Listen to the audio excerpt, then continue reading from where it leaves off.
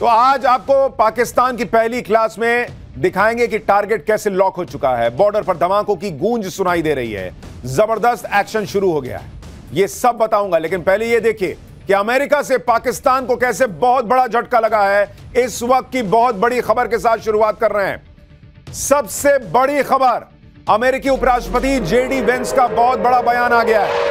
आतंकियों को मार गिराने में भारत की मदद करे पाकिस्तान, यह अमेरिका ने कह दिया है।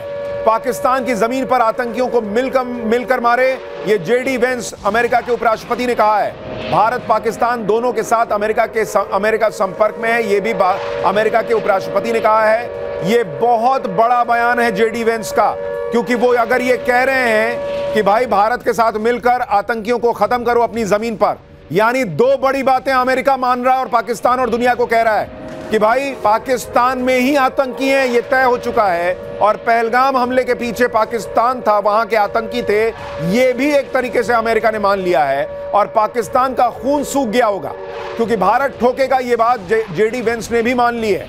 अब पाकिस्तान इसमें मदद करे तो अच्छा, अगर ना करे तो भी भारत जो है वो पाकिस्तान में आतंकियों को मारेगा। ये अमेरिका ने भी सिग्नल दे दिया है कि इससे अच्छा है कि मोदी अकेले मारे, जाओ मोदी के साथ मदद करो और अपने यहां के आतंकियों को मारो। यानी अमेरिका ने मुहर लगा दी है कि पाकिस्तान में ही आतंकी हैं। इसके अलावा पाकिस्तान को लगे इस बड़े झटके के बीच पीओके से एक बड़ी खबर आ रही है। पीओके पर एक्शन को लेकर पाकिस्तान में हड़कंप मचा है। पीओके में लोगों से कहा गया है कि 2 महीने का राशन जमा कर लो। पीओके में खाने पीने का सामान स्टोर करने के लिए कहा गया है। पीओके में खाना, दवाई के लिए इमरजेंसी फंड बना दिया गया है। बुनियादी चीजों के भंडार के लिए 100 करोड़ का कोष बनाया है पाकिस्तान ने। यानी पाकिस्तान को भी लग रहा है कि नरेंद्र मोदी इस बार पीओके ले लेंगे, और इसीलिए पीओके में सबसे ज्यादा हड़कंप मचा हुआ है। पाकिस्तान को सबसे बड़ा डर पीओके का सता रहा है, क्योंकि बार बार भारत जो है वो कह चुका है कि पीओके लेकर रहेंगे।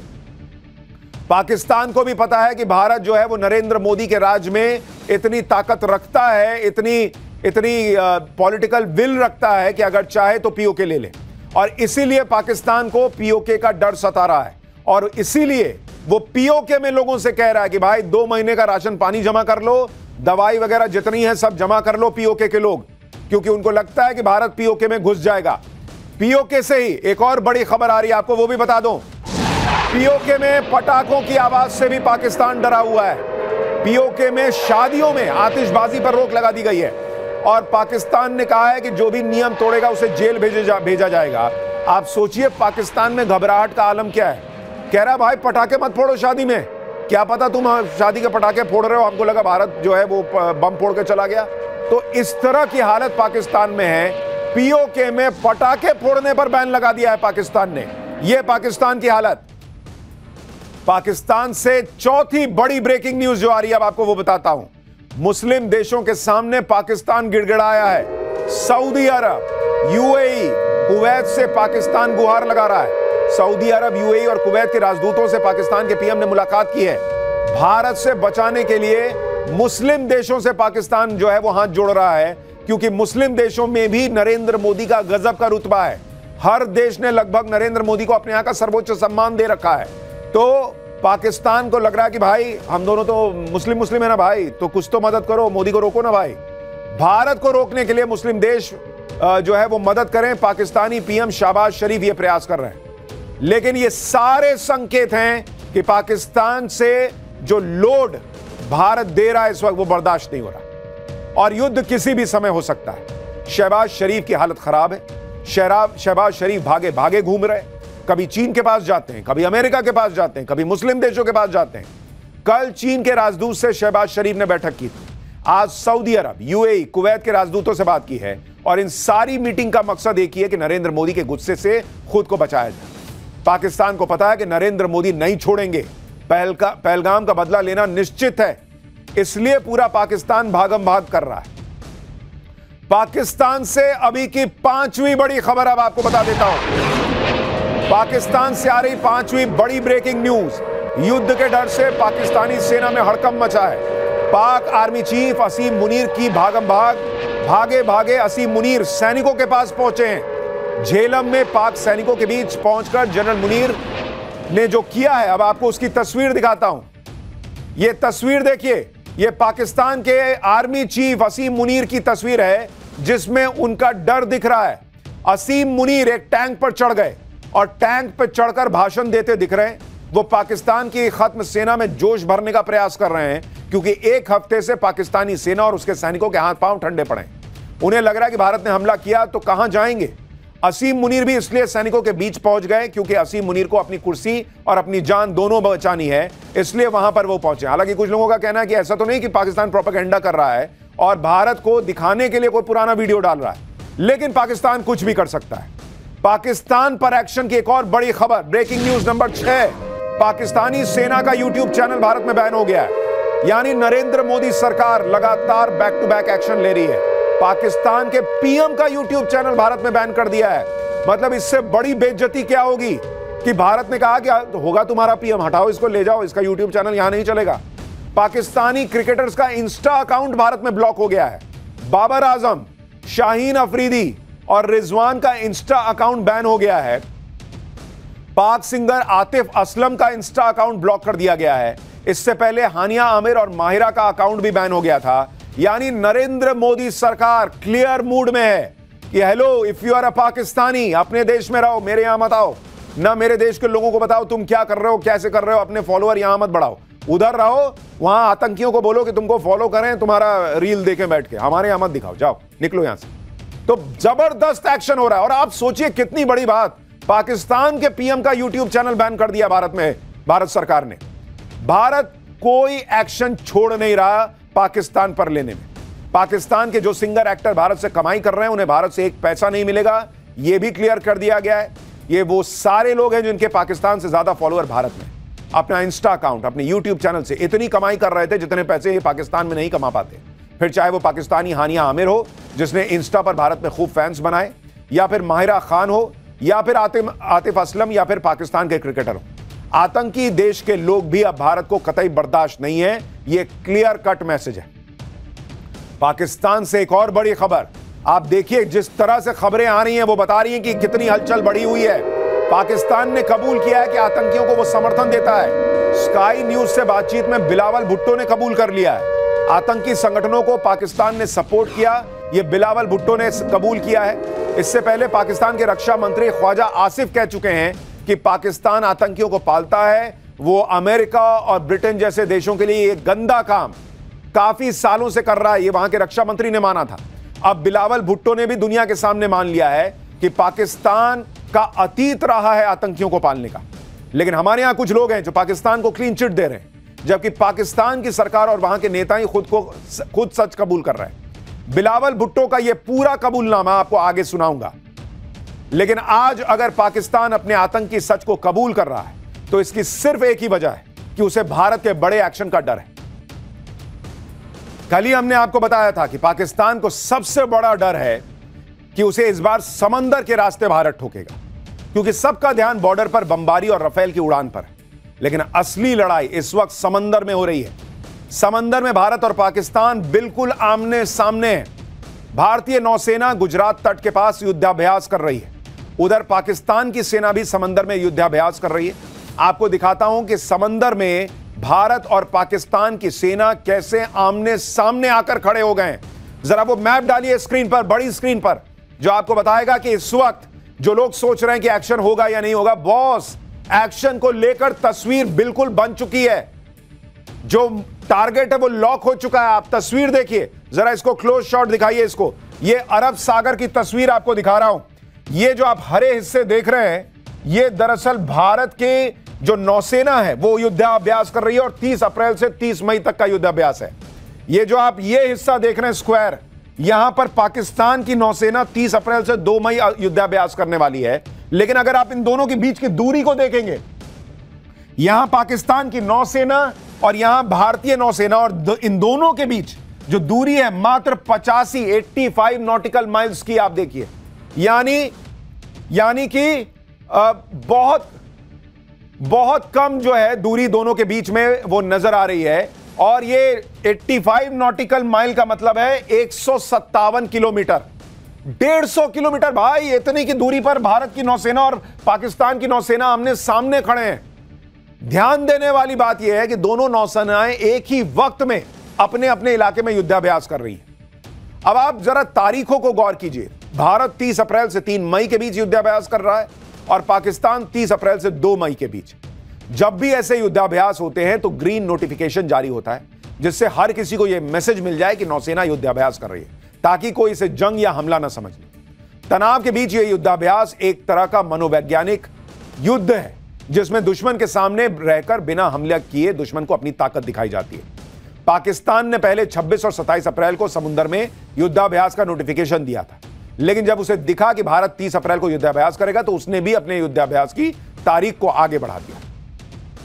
समंदर में भारतीय नौसेना ने कुछ दिन पहले ही पाकिस्तान को अपनी ताकत दिखाई थी। भारतीय नौसेना ने अरब सागर में कई एंटीशिप मिसाइल्स का सफलतापूर्वक परीक्षण किया है और इस टेस्टिंग का वीडियो भी भारतीय नौसेना ने जारी किया था, जिसमें युद्धपोत से मिसाइल दागी जाती हुई दिख रही है। यह सीधे सीधे पाकिस्तान को दिखाया गया है कि जो हमारी ताकत है, हम तुमको समुद्र के रास्ते से भी ठोक देंगे भाई। भारतीय नौसेना ने INS सूरत से मिड रेंज सतह से हवा में मार करने वाली मिसाइल का टेस्ट किया था। युद्ध से पहले ही पाकिस्तान में युद्ध का डर भर गया है। भारतीय नौसेना के वीडियो और तस्वीरें देखकर पाकिस्तान का गला सूख रहा है। भारतीय सेना अपने युद्धपोत को समंदर में उतार चुकी है और उसकी तस्वीर डालते हुए उन्होंने लिखा, no mission too distant, no sea too vast, यानी कोई भी लक्ष्य बहुत दूर नहीं है हमारे लिए। यह भारतीय नौसेना ने तस्वीर डालकर पाकिस्तान को बताया है। भारत की तैयारी और ताकत देखकर पाकिस्तान खौफ में है। पाकिस्तान के नेवी चीफ अपने जवानों को इस डर से बाहर निकालने के लिए डायलॉगबाजी कर रहे हैं। इस वीडियो में पाकिस्तान के navy chief admiral Naveed Ashraf अपने जवानों से कह रहे हैं कि अपनी ताकत का इस्तेमाल करने का वक्त आ गया है। पाकिस्तानी नौसेना के अधिकारी कह रहे थे कि अपने आप को मनवाने का समय आ गया है, लेकिन एक बार के लिए सुनाई दिया कि अपने आप को मरवाने का समय आ गया है, क्योंकि भारत मारेगा भाई, बहुत तेज मारेगा। और जो पाकिस्तानी नौसेना है ना, उनके पास कोई युद्धपोत है जिससे कि आप जो है एयरक्राफ्ट उड़ा लीजिए, ना उनके पास न्यूक्लियर सबमरीन है, कुछ नहीं है भाई, ढेले भर की ताकत नहीं है समुद्र में। तो मनवाने का नहीं, ये अपने आप को मरवाने का समय है आपके लिए। लौट जाइए तो ज्यादा अच्छा है। पाकिस्तानी सेना जिस खौफ में इस वक्त है उससे जुड़ी एक बड़ी खबर आ रही है, वो आपको बता दूं।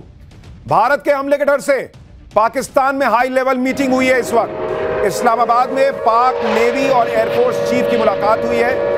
पाक नेवी चीफ को एयरफोर्स की तैयारियों के बारे में बताया गया है। हमले के वक्त नेवी को मिलने वाले एयरफोर्स के सपोर्ट पर चर्चा की गई है। यानी यह मीटिंग भी बता रही है कि बहुत संभव लग रहा है पाकिस्तान को कि भारत समुद्र के रास्ते हमला करेगा, और चूंकि उनके पास युद्धपोत कैरियर नहीं है तो उनको एयरफोर्स से बात करनी पड़ रही है कि भाई उधर से वो ठोकने आएंगे तो तुम टाइम पे आ जाना, ऐसा ना कि हम इंतजार करते रह जाएं। ये मीटिंग हुई है पाकिस्तान में नेवी और एयरफोर्स की। पाकिस्तान डर तो रहा है, लेकिन आवाम को दिखाने के लिए प्रोपेगेंडा वीडियोस जारी कर रहा है। पाकिस्तानी एयरफोर्स का यह वीडियो देखिए, जिसमें पाकिस्तानी एयरफोर्स की शान में कसीदे पढ़े गए। वीडियो के जरिए दिखाने की कोशिश की जा रही है कि पाकिस्तान किसी भी हालत के लिए तैयार है। यह सब पाकिस्तान इसलिए कर रहा है क्योंकि आज भारत के राफेल और जैगुआर की ताकत देखकर उसकी टांगें कांप गई। राफेल और जैगुआर के बारे में आपको आगे बताऊंगा, भारत की ताकत दिखाऊंगा। पहले आपको भारत और पाकिस्तान की समंदर वाली ताकत के बारे में जरा बता दूं। समंदर में भारत और पाकिस्तान की ताकत की तुलना कीजिएगा तो पाकिस्तान समंदर के पानी में उसको डूब के मर जाना चाहिए ऐसी स्थिति में, क्योंकि ताकत के मामले में इंडियन नेवी दुनिया में 6ठे नंबर पर है और पाकिस्तान की नेवी 27वें नंबर पर है। बॉस, हम 6th रैंक्ड हैं, तुम 27वें हो, कोई मुकाबला नहीं है हमारा आपका। इंडियन नेवी की फ्लीट स्ट्रेंथ 293 की है, पाकिस्तान की फ्लीट स्ट्रेंथ मात्र 121। हमारे आधे भी नहीं हो भाई, तुम कहां से लड़ोगे हमसे। भारत के पास 2 एयरक्राफ्ट कैरियर हैं, पाकिस्तान के पास एक भी एयरक्राफ्ट कैरियर नहीं है। इसलिए एयरफोर्स से कह रहा है कि भाई फोन करेंगे तो टाइम पे आ जाना, क्योंकि इंडिया वाले तो अपने जहाज से ही उड़ा देंगे राफेल को। यह कहां से लाएगा। भारत के पास 3 न्यूक्लियर सबमरीन्स हैं जो अंदर ही अंदर न्यूक्लियर बम फोड़ सकती हैं, पाकिस्तान के पास एक भी नहीं है। भारत के पास 13 डिस्ट्रॉयर्स हैं, पाकिस्तान के पास एक भी नहीं है डिस्ट्रॉयर। भारतीय नौसेना के बेड़े में 18 अत्याधुनिक पनडुब्बियां हैं, जबकि पाकिस्तानी नेवी के पास सिर्फ 8 पनडुब्बी है। यानी अगर भारतीय नेवी चाहे, जब चाहे, पाकिस्तान को उसी के आसपास के इलाके में पानी में डुबा डुबा के मारेगी।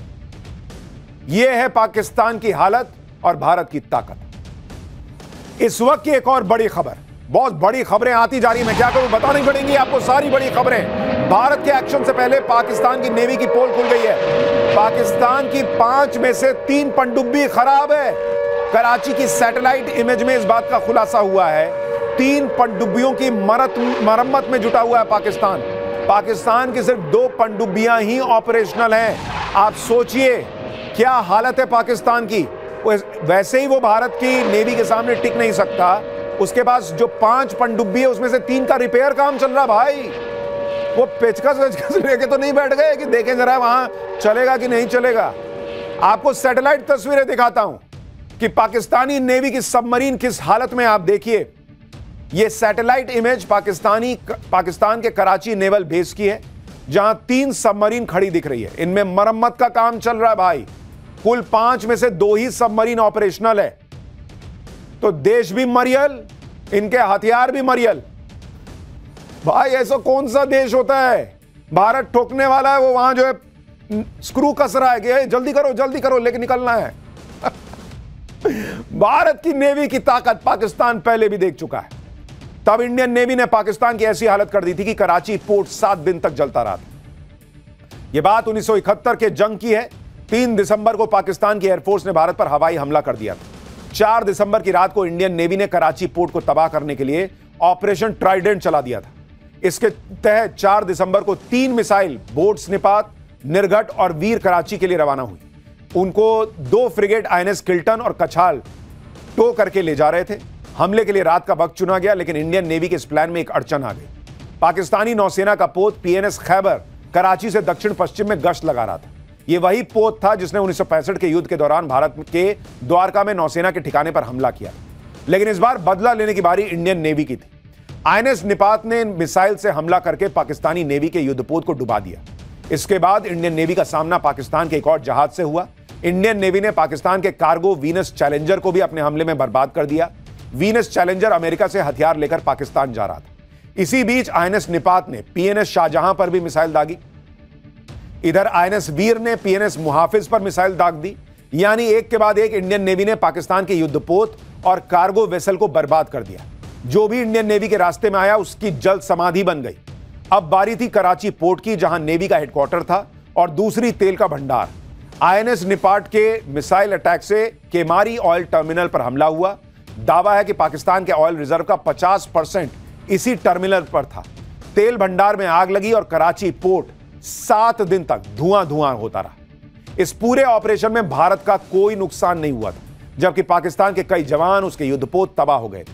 तेल टैंक तबाह हो गए थे। 4 दिसंबर को शुरू हुए इस ऑपरेशन की वजह से ही हर साल 4 दिसंबर को नेवी डे मनाया जाता है। पाकिस्तान 1971 की मार भूला नहीं होगा।